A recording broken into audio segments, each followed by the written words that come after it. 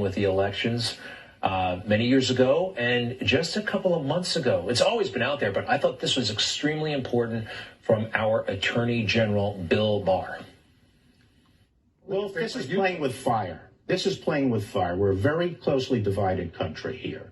And if people have to have confidence in the results of the election and the legitimacy of the government, and people trying to change the rules to this methodology, which, as a matter of logic, is very open to fraud and coercion, is reckless and dangerous. And people are playing with fire. Yep. And as a matter of logic, he is right. And this is bipartisan. At least it used to be bipartisan. Jimmy Carter.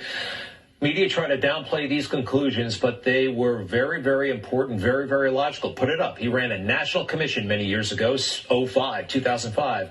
Voter mail-in votes raises serious concerns about privacy as citizens voting at home may come under pressure to vote for certain candidates, and it increases the risk of fraud.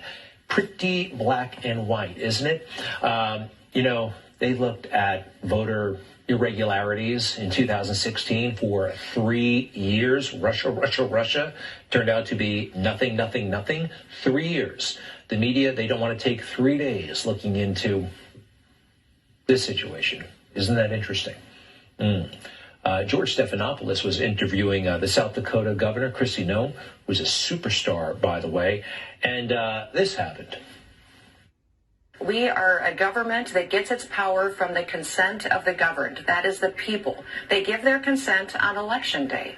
Election Day needs to be fair, honest, and transparent. And we need to be sure that we had an honest election before we decide who gets to be in the White House the next Governor Noem, do you have any evidence that it wasn't an honest election? You have got a tweet earlier this week saying it was rigged. Do you have any evidence at all of widespread fraud? I've spoken with Republican secretaries of state in Georgia, in Arizona. I've spoken to Republican officials across the country. They have come up with zero evidence of widespread fraud.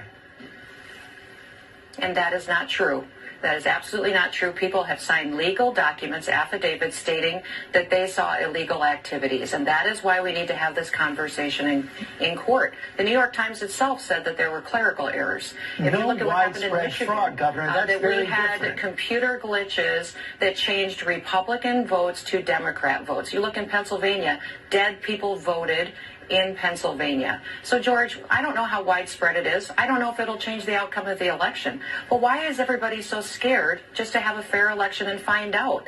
We gave Al Gore 37 days to run the process before we decided who was going to be president. Why would we not afford the 70.6 million Americans that voted for President Trump the same consideration? Some great points there, right, Governor? Very good, very good. And George, well, he made a few phone calls, and there's no problem here. Just made a few phone calls, and he wants to call it an election. And by the way, widespread fraud, it doesn't have to be that widespread. We're talking about less than 100,000 votes. Either way, could have made the difference, All right, I did find a little bit of evidence of fraud. Granted, it's circumstantial, and it's not admissible in court. However, when it happened, boy, did it hit me. Rahm Emanuel. He is one Washington snake, believe me. He was on that same show back before the shutdown, before we shut everything down related to COVID. Take a look at this, and then I want to show you a different perspective. Here he is speaking about the political impact COVID and a shutdown will have on Donald Trump. He is not going to be able to have his rallies. And it is going to psychologically, the office is isolating enough, and his inability to get the admiration, the adulation from that crowd is going to psychologically torment him. And his isolation is going to get more intense, and his tweets are going to get more vicious. Okay, he's willing to shut down the entire country. He wants that so it will prevent Donald Trump from campaigning, and it's going to put him in a psychological box. Now, take a look at this and take it full. Look at his face in slow motion. He is so happy. And I think he's thinking, mail-in voting, shut down the country. Yes. This is a way we can finally beat Donald Trump. Huh? Now, let's face it, Democrats and the media, they have been wrong about Donald Trump since day one. Just before he became a candidate, they tried to tell us he wasn't a billionaire. Then they said he could never be the nominee. Then he could never beat Hillary Clinton. let's see. He colluded to get elected. Hunter Biden is, there's no truth there whatsoever. Move on, move on, move on. Oh, and also that he would be beaten by Joe Biden by 17 points at one point. So they've been wrong about everything, and every time they look at him, they're reminded. I'm talking about the media here. And let's face it, Donald Trump calls him out. He has not made many friends in that realm. And here's another reason why they want him gone. It's actually personal. It's not business. It's personal with these people. Immigrants on the whole Come on, try getting it out. Try getting it out. I'll get it out. I mean, I don't know if you're going to put this on television, but you don't even know what you're talking about. Try getting it out. Go ahead. You're a third-rate reporter, and what you just said is a disgrace, okay? Well, let me he was on, it was my understanding on before. Just My get the apologies. facts straight. He was on after my appearance, not before my appearance. Here's what he said. When you get called out like that, it can make you resent somebody for the rest of your life. I think that has a major, major impact on how President Trump has been covered and how this election has been covered and what's happening right now.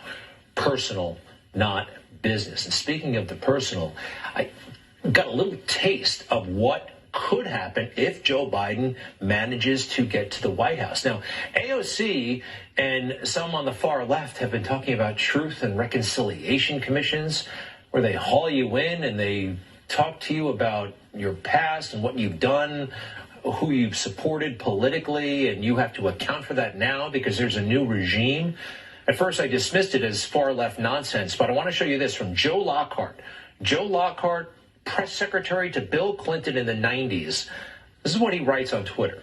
This is not meant to be mean or vindictive, but the people around Donald Trump who have enabled him to bring our democracy to the brink, give me a break, have to be held responsible for what they've done. They can't be rewarded for what they've done. Now, that's pretty ominous, but it's also kind of petty at the same time. The way the swamp works, Lockhart, like a lot of these former operatives, he's in the PR business, and he doesn't want Trump alumni taking over his business. It's always